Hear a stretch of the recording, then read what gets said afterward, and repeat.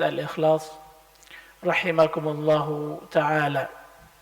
Alhamdulillah, puji dan syukur kita ucapkan hanyalah untuk Allah Subhanahu wa ta'ala atas segala limpahan rahmat dan karunia yang diberikannya. Kemudian salawat dan salam kita ucapkan buat junjungan kita Nabi Muhammad sallallahu alaihi wasallam. Allahumma salli wa sallim wa barik alaihi. Bapak dan ibu-ibu rahimakumullahu jami'an. Melanjutkan kajian kita dari kitab Sahih Imam Bukhari rahimahullahu ta'ala. Kita masih di kitab Al-Ilm. Sekarang memasuki bab yang ke-28 yang diberi judul oleh Imam Bukhari Babul Ghadabi fil Mau'izati wat Ta'limi idza ra'a ma yakrah. Bab yang menjelaskan tentang marah, ya, bolehnya marah dalam menyampaikan nasihat ataupun ketika mengajar. Idza ra'a ma yakrah, apabila orang yang marah tersebut atau gurunya tersebut melihat ada sesuatu yang tidak disukainya. Dalam bab ini Imam Bukhari rahimahullahu ta'ala menyebutkan 3 buah hadis yang akan kita baca insyaAllah satu persatu, mulai dari hadis yang ke-90. Baik, silakan siapa yang baca? Hasan. Bismillah, assalatu wassalamu ala rasulillah amma ba'd. Qala muallif rahimahullahu ta'ala wa nafa'ana bi'ulumi wa ulumi masyayikhina fid dharain amin. باب الغلب في الموعظة والتعليم إذا رأى ما يكره. حدثنا محمد بن كثير قال أخبرنا سفيان عن ابن أبي خالد عن قيس بن أبي حازم عن أبي مسعود الأنصاري رضي الله عنه قال قال رجل يا رسول الله لا أكاد أدرك الصلاة مما يطول بنا فلان فما رأيت النبي صلى الله عليه وسلم في موعظة أشد غضبا من يومئذ فقال أيها الناس إنكم منفرون فمن صلى بالناس فليخفف فإن فيهم المريض والضعيف وذا الحاجة. Baik. Hadis ini diriwayatkan oleh Imam Bukhari rahimahullahu ta'ala dari sahabat yang bernama Abi Mas'ud Al-Ansari. Abi Mas'ud Al-Ansari mengatakan bahwasanya ada seorang laki-laki bertanya kepada atau berkata kepada Rasulullah sallallahu alaihi wasallam, "Wahai Rasulullah," katanya, "saya hampir saja tidak sanggup melaksanakan salat karena si fulan ini memanjangkan salatnya bersama kami." Kemudian Abu Mas'ud melanjutkan, "Fama ra'aitun nabiyya," tidak pernah katanya saya melihat Nabi sallallahu alaihi wasallam dalam menyampaikan nasihat ashadda ghadaban min yaumi idzin, lebih marah dibandingkan pada hari itu. Jadi beliau mengatakan beliau tidak pernah melihat Nabi SAW marah dalam memberikan nasihat kepada para sahabat beliau melebihi apa yang beliau lakukan ketika mendengar pernyataan dari si fulan ini. Ya. Apa kata Nabi SAW? Ayyuhan nas, wahai manusia. Nabi SAW di sini tidak menyebutkan siapa nama sahabat beliau yang memanjangkan bacaan salatnya tersebut.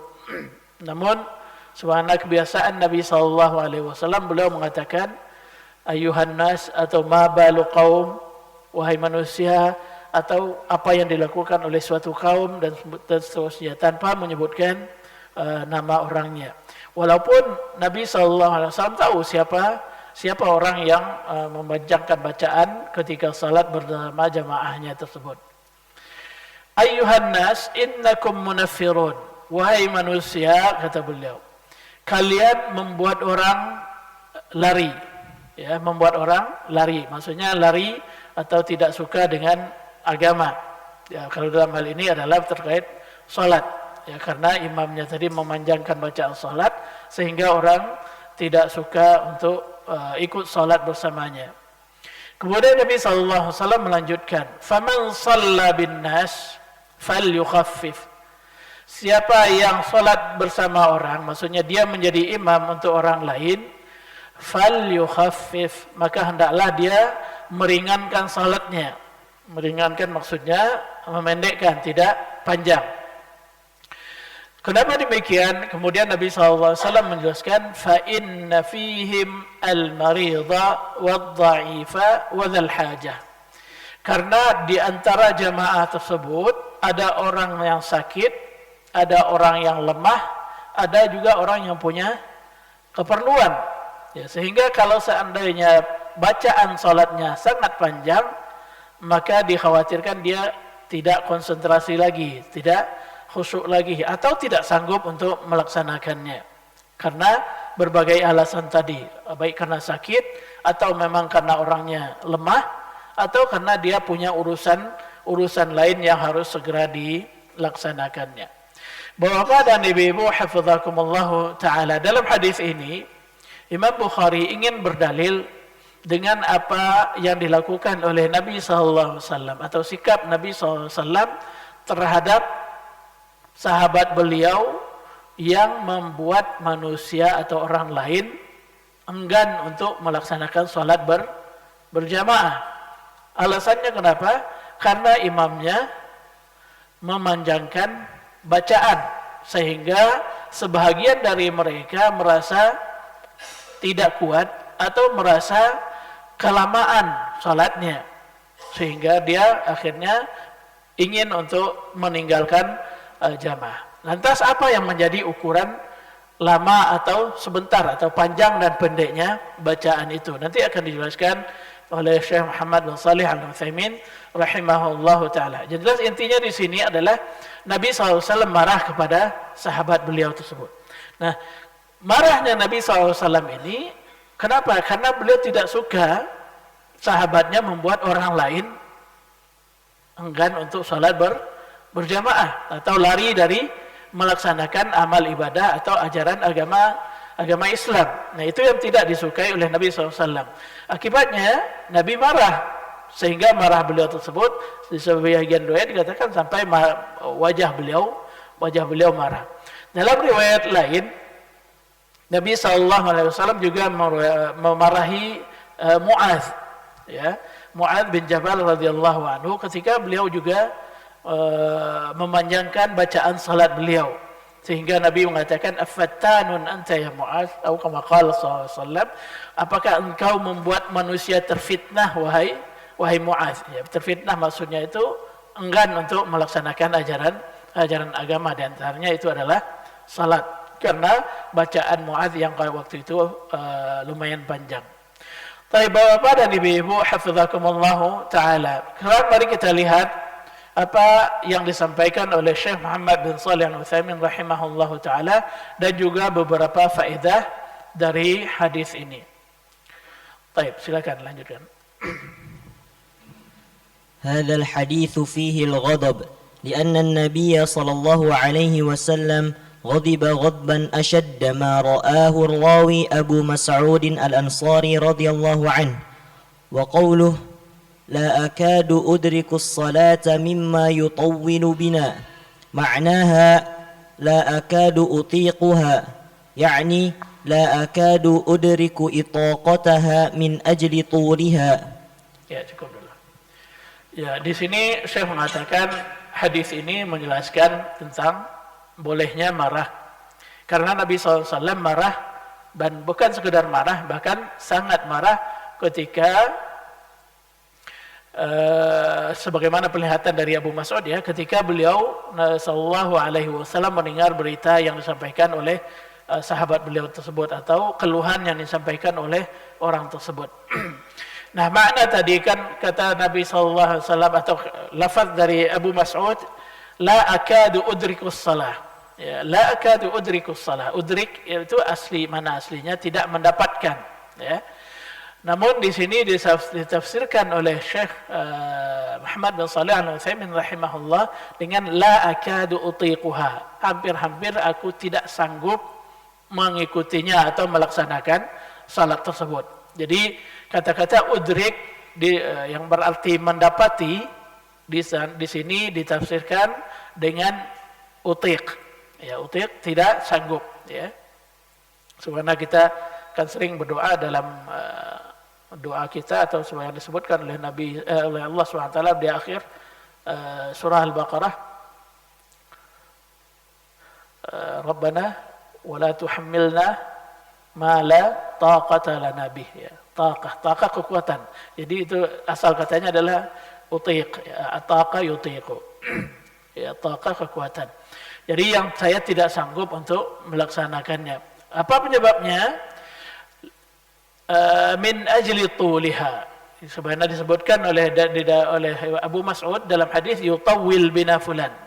Ya, penyebab dia tidak sanggup adalah karena bacaan salatnya yang panjang. Baik, lanjut. Wa fi anna al-insana yanbaghi lahu an yastajliba an-nas wa yasta'tifahum wa yata'allafahum fi umuri ad-din wa alla yunaffirahum لأنهم إذا نفروا كان هو السبب في نفورهم عن دين الله وإذا استجلبهم واستألفهم كان هو السبب في محبتهم لدين الله وقربهم أو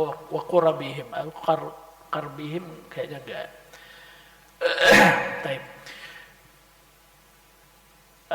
Di sini yang kedua, faedah yang kedua disampaikan oleh Syekh Muhammad Shalih Al-Utsaimin adalah hukum asalnya setiap kita itu atau seorang manusia itu hendaknya menarik manusia untuk mencintai agama, ya. Apalagi seorang guru atau seorang kiai, ya, dia seharusnya berusaha untuk membuat orang lain suka terhadap agama, bukan sebaliknya, menjauhkan manusia dari agama. Wa yasta'tif bihim, sayang kepada mereka, wa yata'allafahum fi umuriddin, dan merangkul mereka, ya.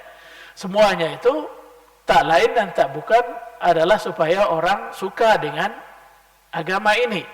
Kalau orang suka dengan agama, maka dia menjadi sebab, ya, sebab seorang suka kepada agama, dan ini adalah sebuah karunia besar dari Allah Subhanahu wa ta'ala. Karena kalau orang suka dengan agama, maka akan mendapatkan hidayah dari Allah Subhanahu wa ta'ala. Dan Nabi SAW mengatakan kepada Ali radhiyallahu anhu, la ayyadiyallahu bika rajulan wahidan khairun laka min humrin na'am.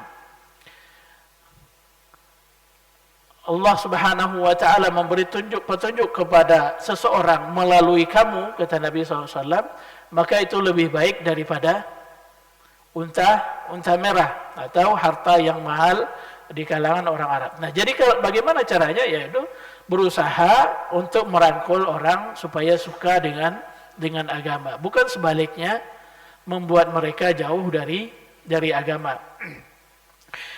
Karena kalau dia membuat orang lain jauh dari agama, berarti juga dia menjadi sebab orang lari dari agama, ya, menjadi sebab orang lari dari agama. Ini tugas seorang guru, tugas seorang dai atau siapapun yang membawa ajaran agama Islam, ya, apapun levelnya, ya, mulai dari yang paling tinggi ataupun mulai dari paling rendah atau sampai yang paling tinggi.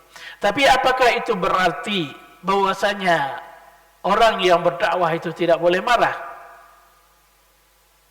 Karena di sini dikatakan oleh Syekh mengatakan supaya merangkul orang, ya, membuat mereka suka dengan agama. Apakah itu berarti seorang dai itu tidak boleh marah-marah, tidak boleh memarahi mad'unya, atau tidak boleh seorang guru tidak boleh memarahi muridnya?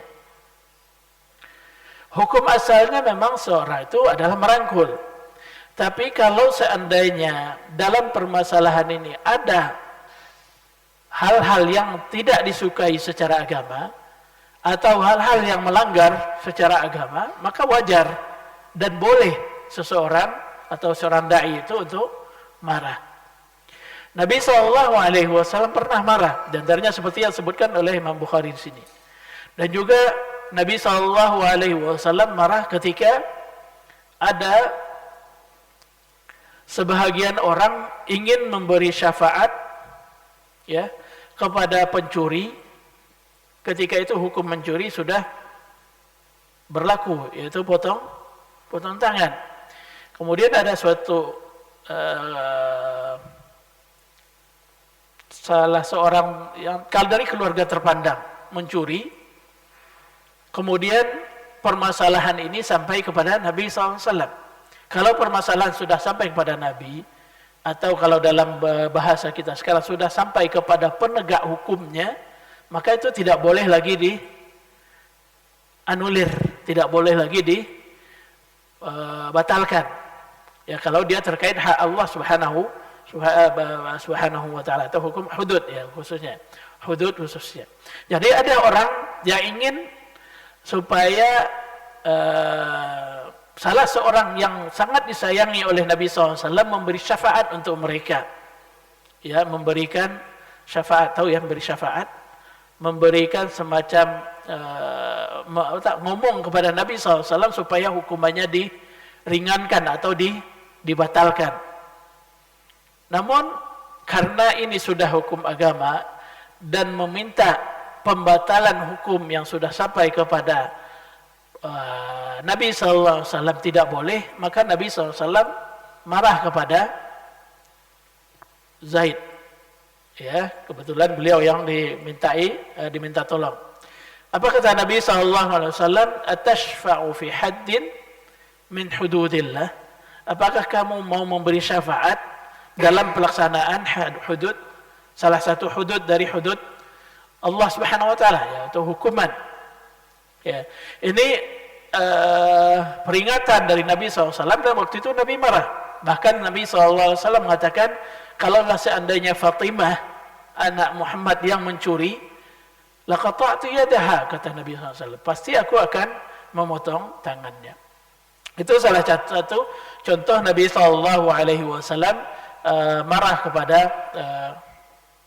sahabat karena melihat tindakan para sahabat melenceng dari apa yang diajarkan oleh agama kita. Jadi boleh seorang guru, seorang kiai, seorang syekh atau seorang ustaz marah apabila dia melihat sesuatu yang melanggar ajaran agama atau sesuatu yang dia tidak sukai, sesuatu yang tidak disukainya. Tapi tentu saja tidak sudah disukai itu adalah ada pertimbangannya, bukan hanya berdasar hawa nafsu saja. Ini yang disampaikan oleh Syekh di sini. Baik, kemudian kita lanjutkan karena ini mungkin permasalahan yang bisa dijadikan dalil atau sebagai hujjah oleh orang-orang yang ingin segala sesuatu itu ringan, ya.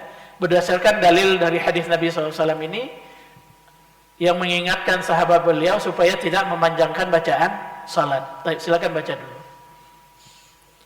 وقد استدل بهذا الحديث النقارون الذين ينقرون الصلاة نقر الغراب فقالوا إن الرسول صلى الله عليه وسلم قال من صلى بالناس فليخفف فإن فيهم المريض والضعيف وذا الحاجة وقالوا إننا لنا أشغال دكاكيننا تنتظرنا ونريد أن نفتح الدكاكين أو ما أشبه ذلك فأنت أيها الإمام اقتصر على أدنى الواجب. Baik, ini syubhat atau dalil bagi orang, ya, sebagaimana sebelumnya pernah kita sampaikan, orang kalau ingin mencari dalil sesuai dengan hawa nafsunya, maka dia akan mendapatinya. Ya, orang kalau ingin mencari dalil baik dari Al-Quran dan Sunnah, ya, sesuai dengan hawa nafsunya, maka dia akan mendapatinya. Namun sebagai seorang Muslim yang baik, dia tidak seharusnya begitu. Ya, dia dalam bersikap, dalam mengambil sebuah tindakan dilihat dalil dulu, bukan Bukan apa yang ada di dalam hatinya itu yang dicarikan dalil, tapi cari dalil dulu baru itu yang diamalkan. Atau pernah kita ungkapkan di sini istadil tsumma i'taqid. Berdalil dulu, cari dulu dalilnya, baru diyakini dan diamalkan. Bukan beramal dulu baru dicari dalilnya. Ya, i'taqid tsumma istadil. Yakini dulu kemudian baru cari dalilnya. Itu bukan manhaj yang bagus, ya. Manhaj orang yang mengedepankan hawa nafsu dalam mencari dalil. Karena kalau seperti itu, apapun yang dicarinya pasti akan ditemukannya dalilnya. Bahkan kita sampaikan sampai yang riba yang jelas-jelas haram pun akan bisa dia temukan dalilnya. Ya. Nah, ada alasannya ini ribanya sedikit lah, karena kan yang diharamkan sebenarnya dalam ayat kan la ta'kulur riba adhafan mudha'afah. Janganlah kalian memakan riba yang berlipat ganda. Berlipat ganda itu kan bisa 2 kali lipat, minimal 2 kali lipat. Loh, ini cuma 5%, 10% ribanya kan gitu. Berarti boleh kan gitu. Allah, itu bagi orang yang ingin mencari dalil untuk sesuatu yang dia yakini, ya. Itu tidak bagus, ya, itu tidak bagus. Nah, ini juga masuk di dalamnya orang-orang yang ingin mematahkan semangat orang untuk salat berjamaah dengan imam yang panjang bacaannya, atau ingin mendowngrade imamnya, ya, supaya imam nggak mau membaca bacaan yang panjang lagi. Apa syubhat mereka? Beliau mengatakan dengan hadis ini ada orang-orang yang beliau istilahkan dengan naqarun, ya. Naqar itu adalah orang-orang Naqar itu aslinya naqara yang kuru, itu artinya mematuk. Bapak-bapak mungkin pernah kan, kita tahu semua bagaimana ayam makan kasih padi atau makanan kan cepat ya matuknya. Atau di sini disebutkan oleh Syekh ini naqral ghurab, ya, seperti burung gagak, ya. Burung gagak kalau makan. Nah, beliau mengatakan ini dengan hadis ini, hadis Nabi SAW tadi, faman shalla bin nasi falyukhaffif, siapa yang salat dengan manusia, maksudnya dengan jamaahnya, hendaknya dia meringankan. Dengan hadis ini, orang-orang yang ingin salat cepat, jadi silakan dengan naqar tadi, karena dia cepat, ingin cepat salatnya. Sebagaimana cepatnya burung gagak memakan makanannya, atau ayam memakan makanannya. Mereka akan mengatakan, bukankah Nabi SAW sudah mengatakan, siapa yang salat dengan manusia atau siapa yang menjadi imam untuk manusia, maka hendak dia meringankan bacaannya, maksudnya pendek bacaannya. Kenapa? Karena di antara mereka ada orang yang sakit, ada orang yang lemah, dan ada orang yang butuh punya punya hajat, punya urusan, sehingga mereka mengatakan innalana ashghal, ini kami sibuk nih, banyak kerjaan. Apalagi kalau kalau yang malam tugas malam, atau kalau pagi ini mau cepat kerja kan gitu. Dakakinuna tantazirunha, ini toko-toko kami nunggu nih, zabain, pelanggan sudah antri. Wa nuridu an naftah dakakin, kami ingin segera buka toko kami. Au ma asbah dzalik, atau alasan-alasan lain, ya, masing-masing kita tentu saja punya alasan. Fa anta ayyuhal imam ittasir ala adnal wajib, wa imam kamu cukup laksanakan yang wajib-wajib saja, ya, kewajiban minimalis istilahnya. Kalau yang dalam diperintahkan Nabi kan cukup baca mata yassar itu bisa 1 ayat pun bisa, ya, setelah Al-Fatihah yang baca 1 ayat pun bisa, itu adnal wajib. Jadi cukuplah, nggak usah panjang-panjang 1 halaman, apalagi sampai 1,5 halaman, apalagi baca surah An-Naba 1,5 halaman, ya, dan ayat-ayat lainnya. Ini alasan mereka atau syubhat mereka.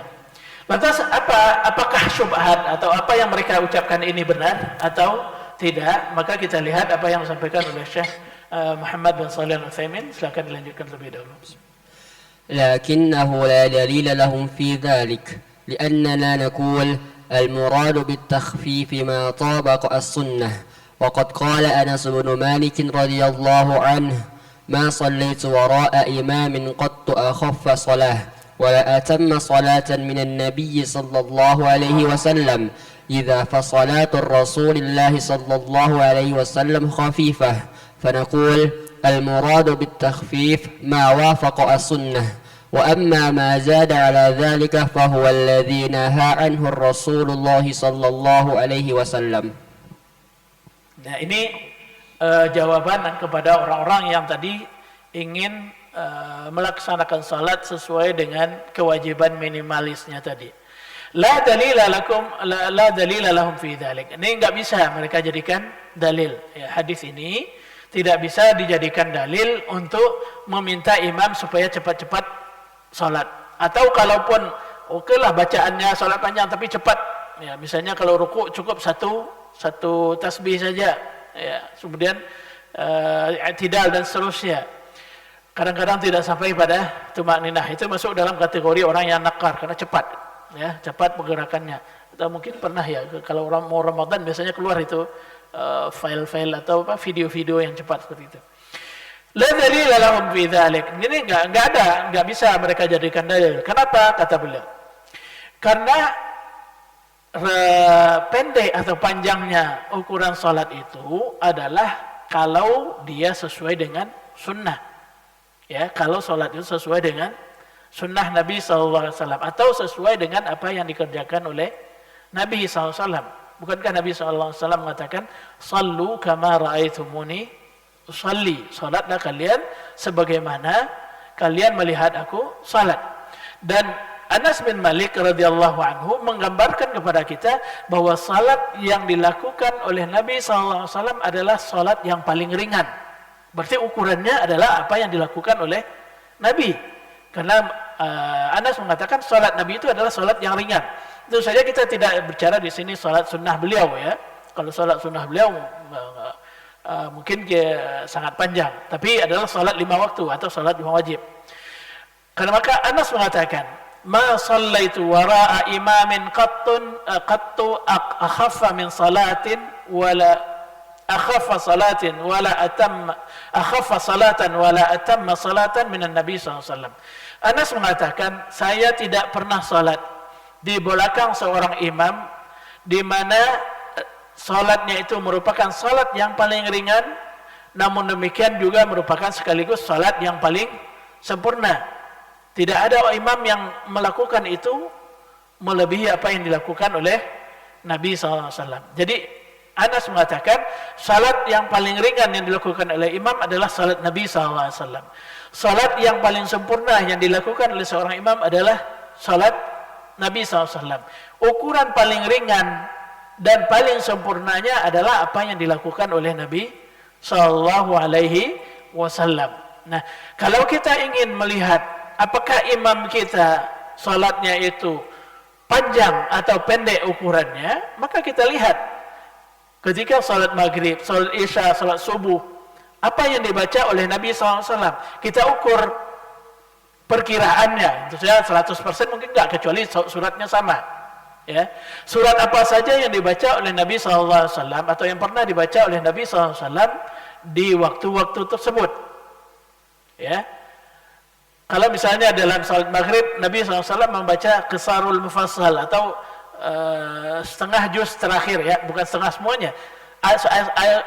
Surat-surat yang terdapat di setengah juz terakhir dari juz 30. Mulai dari mungkin dari surat duha, ya. Surat duha sampai akhir. Nah, surah-surah itu yang sering dibaca oleh Nabi SAW. Maka standarnya adalah berarti standar yang ada di dalam surat-surat tersebut. Kalau membaca dengan surat yang sama nggak apa-apa juga. Itu lebih sunnah. Tapi kalau seandainya membaca misalnya dari Al-Baqarah dibaca, dari Ali Imran, silakan diambil tapi diukur, diperkirakan dengan apa yang ada di surat Qisarul Mufassal di setengah terakhir juz 30. Demikian juga dengan salat Isya atau salat subuhnya. Ada momen-momen tertentu di mana Nabi SAW membaca surat yang lebih panjang, misalnya At-Tur atau surat Al-Mursalat. Tapi itu kan tidak selamanya, tidak sering. Ya boleh saja sekali-kali imam misalnya membaca di dalam salat maghrib membaca surat Al-Mursalat, enggak masalah. Tapi itu jangan dijadikan standar untuk melaksanakan salat maghrib. Ya, surat Al-Mursalat berapa? 2 halaman ya. 1,5 atau 2? 1,5 al-mursalat. Kayak 2 ya. 1,5 atau 2. Yang penting itu.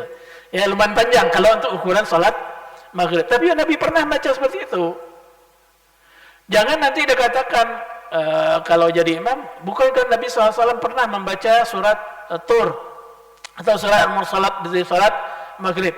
Kemudian setiap salat maghrib dia membaca ayat yang ukurannya setara dengan surat al-mursalat. Nah itu juga tidak masuk ke sunnah namanya. Ya. Kalau sekali-kali silakan. Tapi kalau itu dijadikan standarnya sehingga setiap salat maghrib dia membaca dengan 1,5 halaman misalnya, maka itu berarti dia juga tidak melakukan sunnah. Dan jangan juga nanti sunnah dikatakan mengambil dari makna hadis tadi saja. Yang penting ringan. Ringan apa? Ya ringan menurut kita katanya. Cukup baca apa? Terus dibaca qul aja terus. Atau misalnya ya, inna ataina aja terus. Kan itu yang masuk ringan. Ya, Nabi SAW juga tidak terus-terusan membaca yang seperti itu. Ya, tidak terus-terusan membaca seperti itu. Jadi kalau diambil dari zahir lafaz saja tanpa diketahui apa yang disunnahkan untuk dibaca, maka orang akan memahami bahwasanya salat yang ringan itu adalah salat yang pendek. Pendeknya ukurannya apa? Ya kembali kepada mereka. Dan itu adalah pemahaman yang keliru. Makanya beliau mengatakan di sini yang dimaksud dengan ringan atau pendek itu adalah apa yang sesuai dengan sunnah. Sebagaimana dikatakan oleh Anas bin Malik. Fa idzan fa salatul Rasul sallallahu alaihi wasallam khafifah. Jadi salat Nabi itulah yang dikatakan dengan salat yang ringan atau pendek, ya, ukurannya. Ingat kita tadi bicara tentang salat yang 5 waktunya, bukan salat sunnahnya. Fanaqul bil al-murad bit takhfif ma wafaqa sunnah. Jadi yang dimaksud dengan khafif atau ringan atau pendek itu adalah yang sesuai dengan sunnah. Adapun yang lebih dari itu, maka itu yang dilarang oleh Nabi sallallahu alaihi wasallam. Baik. Kita lanjutkan. Baca. ثم لو قال الذي يحب التثقيل السنة جاءت بقراءة سورة الطور في المغرب والدخان والمرسلات والأعراف وهذا إمام يقرأ كل ليلة بسورة الأعراف ويقول قرأ بها الرسول صلى الله عليه وسلم. نقول أخطأت السنة فلم يكن الرسول صلى الله عليه وسلم يداوم عليها قطعا بل صح عنه أنه يقرأ بالمرسلات ويقرأ بالدخان وقرأ بالطور وغالب ما يقرأ بقصار المفصل. Qisar. Ya. Ini tadi kalau yang berdalil siapa? Orang yang ingin salatnya pendek. Nah, sebaliknya orang bisa saja orang sebenarnya membantah orang yang ingin pendek tadi, orang yang ingin panjang. Ya, namanya setiap kita punya keinginan yang berbeda-beda. Ada orang yang merasa bahwa salat imam ini pendek banget, kita ingin yang panjang. Bukankah Nabi SAW juga membaca ayat-ayat yang panjang, gitu kan? Maka beliau katakan di sini, "Lau qala alladzina yuhibbut tasqil." Kalau seandainya orang yang ingin bacaan panjang itu mengatakan, "As-sunnah ja'at biqira'ati surat at-tur fil maghrib." Dalam sunnah disebutkan, dalam hadis Nabi SAW disebutkan bahwasanya Nabi SAW membaca surat Tur di salat maghrib. Ya, Tur lumayan panjang juga, 1,5 halaman. Tur 3 halaman ya, 3 halaman atau 2,5 halaman kayaknya. Tur, kemudian ada juga Dukhan, ada Mursalat, bahkan ada Al-A'raf. Al-A'raf termasuk As-Sab'ut Tiwal ini, termasuk surat yang panjang-panjang. Bagi orang yang ingin panjang mengatakan yang sunnah, bukankah sunnah menyebutkan bahwasanya Nabi pernah membaca ini surat Tur, surat Mursalat, surat Dukhan, surat Al-A'raf. Kalau gitu kami ingin dari imam juga membaca di maghrib surat Al-A'raf ya, surat Al-A'raf sampai Isya. Ya kalau bacaan Nabi mungkin cepat ya. Wa hadha imam yaqra' kulla lailatin bi suratil A'raf. Ini imam karena katanya ada sunnah mengatakan Nabi baca surat Al-A'raf, setiap maghrib dia baca Al-A'raf juga. Nah, wa yaqul, nah, dia nanti berdalil Rasul baca Al-A'raf di dalam salat maghrib katanya. Ini untuk membantah orang yang ingin ringan tadi, atau ya anggaplah bukan Al-A'raf, Ad-Dukhan atau At-Tur. Nabi baca At-Tur salat maghrib, berarti saya juga akan baca At-Tur salat maghrib terus, atau yang setara dengan At-Tur. Ini bagi orang seperti ini kita juga katakan juga Anda juga tidak benar atau menyalahi sunnah Nabi SAW. Walaupun pernah Nabi membaca seperti itu, tapi Nabi tidak terus-terusan membaca yang panjang itu. Falam yakunin Rasul SAW yudawim alaiha qat'an. Nabi tidak pernah sama sekali membaca surat itu terus-terusan. Bal sahha anhu annahu yaqra' bil mursalat. Memang benar Nabi SAW pernah membaca al-mursalat di salat maghrib itu, ad-dukhan, at-tur, wa ghalibu ma yaqra' bi qisar al-mufassal. Tetapi yang sering, yang dominan dibaca oleh Nabi SAW adalah qisar al-mufassal. Jadi yang kita katakan qisar mufassal itu lebih kurang dari ad-duha sampai belakang. Ya, ad-duha sampai belakang. Kalau awsatul mufassal ada yang mengatakan dari mursalat, ada yang sampai mengatakan dari an-naba sampai sebelum ad-duha. Sebelum ad-duha apa? Al-lail.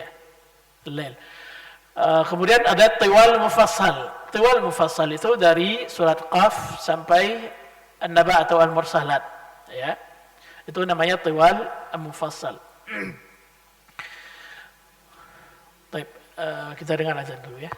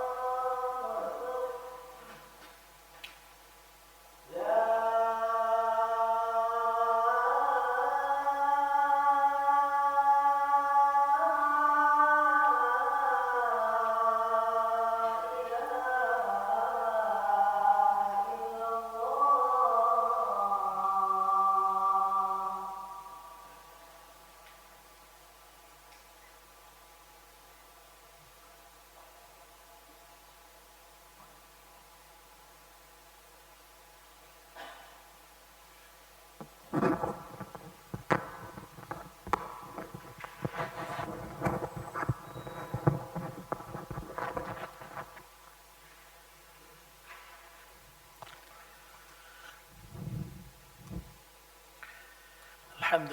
salatu wassalamu ala rasulillah ba'd. Baik, kita lanjutkan sedikit ini dulu. Kalau ada bertanya, nanti setelah yang satu makalah. Atau mau tanya dulu, kalau ada silakan.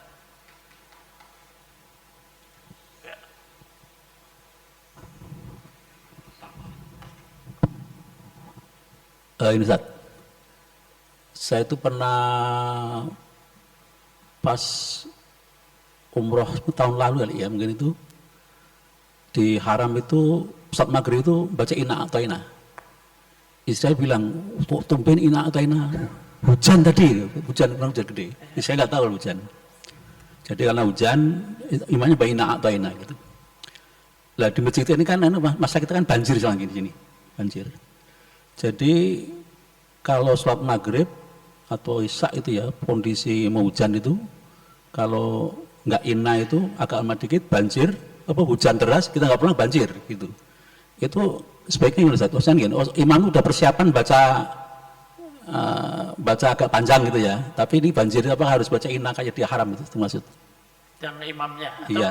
mengikuti Imamnya. Kita sholat nih. Iya. Sholat di sahan atau iya, terus terang kita nggak tenang nih, banjir malah lama ini gitu. Itu bahkan dari bagian apa ya? Ya, ini di sini di sini dituntut kepekaan imamnya ya. Walaupun dia sholat di haram, pertama kan sunnahnya memang untuk yang maghrib itu qisar mufassal tadi sebenarnya kita katakan. Apalagi kalau seandainya ada kondisi tertentu yang diperkirakan akan membuat jamaah tidak konsentrasi, ya. Maka di situ dituntut kepekaan imam atau kefikihan, kepemahaman imam terhadap masalah agama. Jangan mentang-mentang ini saya kan diharam, orang ingin pahala yang banyak, maka tetap dipanjangkan. Makanya mungkin itu di antara alasannya imamnya membaca salat yang pendek ya, ayatnya yang pendek. Tapi kalau dia salat maghrib itu suatu hal yang wajar, bukan karena hujan saja ya. Sering kalau kita salat di haram itu, kalau dia di salat maghrib ayatnya memang pendek-pendek ya, bukan karena hujan saja. Apalagi kalau seandainya ada situasi yang seperti itu, di mana imam perlu memperhatikan kekhusyuan jamaah. Bahkan bukan itu saja, Nabi SAW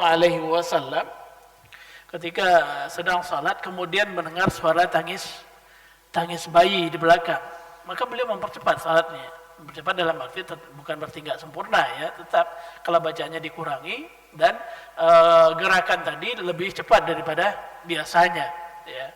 Dan penting tidak merusak hal yang diwajibkan.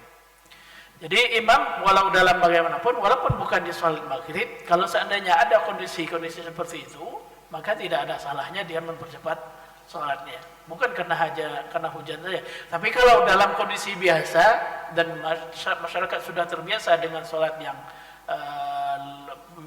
panjang, misalnya salat isya atau misalnya salat subuh, atau seperti kita di sini misalnya kalau salat subuh Jumat itu baca surah Sajadah sama Al-Insan ya nggak apa-apa, karena memang Nabi SAW juga pernah membaca, tapi bukan berarti terus-terusan juga ya,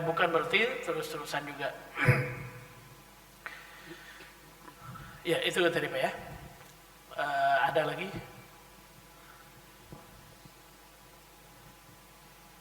Nggak ada. Tapi kita lanjutkan di sini. Tadi dikatakan bahwasanya yang disunahkan untuk salat maghrib itu adalah qisar mufassal, ayat-ayat yang pendek. Tapi kalau sekali-kali membaca ayat yang dari tiwal mufassal ataupun awsatul mufassal, itu tidak masalah. Yang penting jangan itu dijadikan sebagai standar kita atau acuan utama kita. Acuannya adalah yang sesuai dengan sunnah Nabi SAW.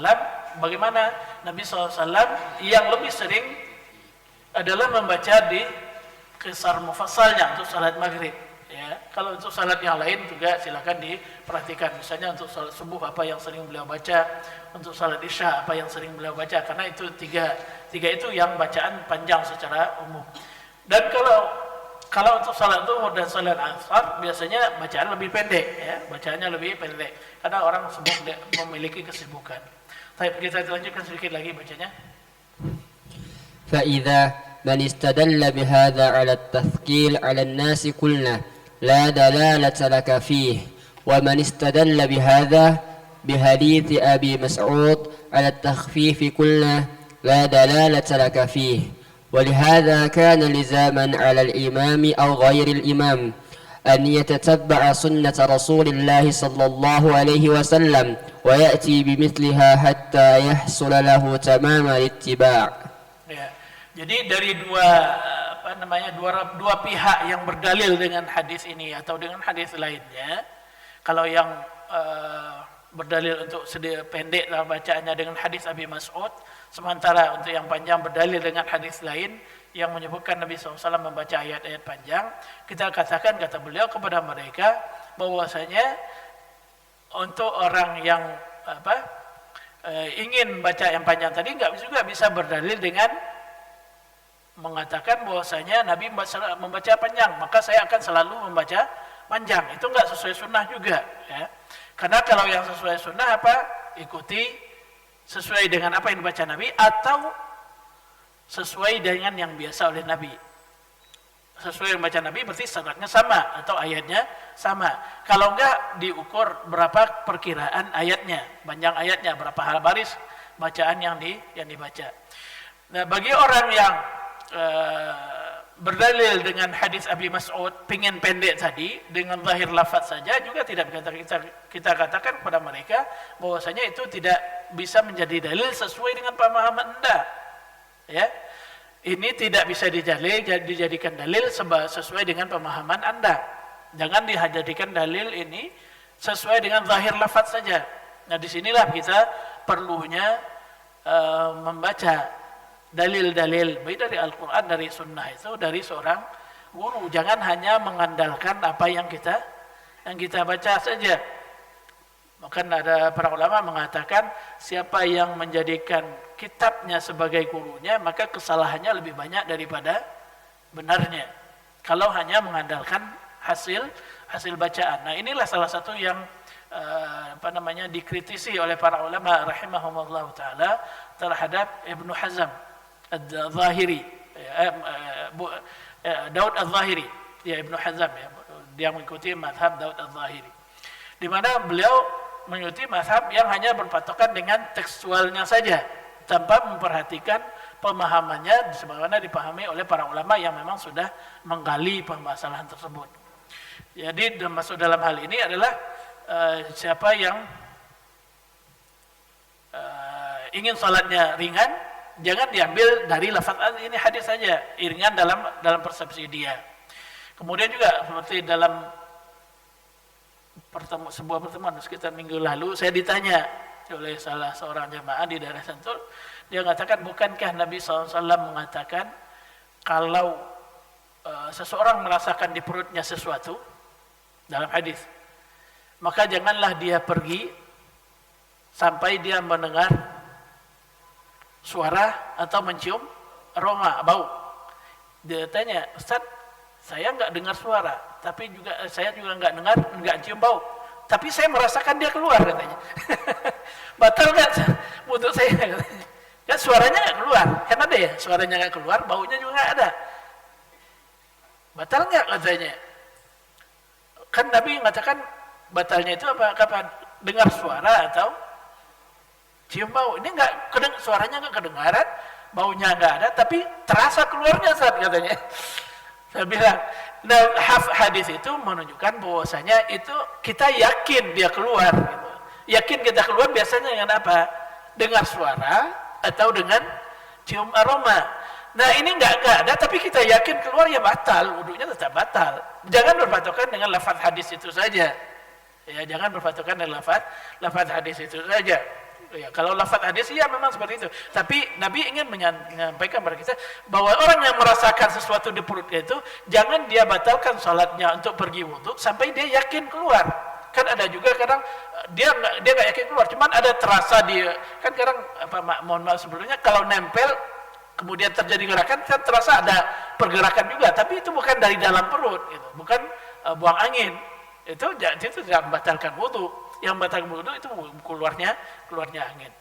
Oleh karena itu kembali kita di sini, oleh hadza kana lizaman 'alal imam. Oleh karena itu para imam harus memperhatikan ya apa yang sering dibaca oleh Nabi SAW di salat itu yang dijadikan standar utama. Kemudian kalau sekali-kali beliau membaca yang panjang itu boleh sekali-kali, tapi itu bukan dijadikan acuan untuk dijadikan bacaan yang senantiasa dibaca di waktu salat tersebut. Baik Bapak dan Ibu, hafizakumullah taala, mungkin demikian kajian kita pada malam hari ini. Mohon maaf atas segala kekhilafan dan kekurangan. Kita tutup dengan doa kafatul majlis. Subhanakallahumma bihamdika asyhadu an la ilaha illa anta astaghfiruka wa atubu ilaik.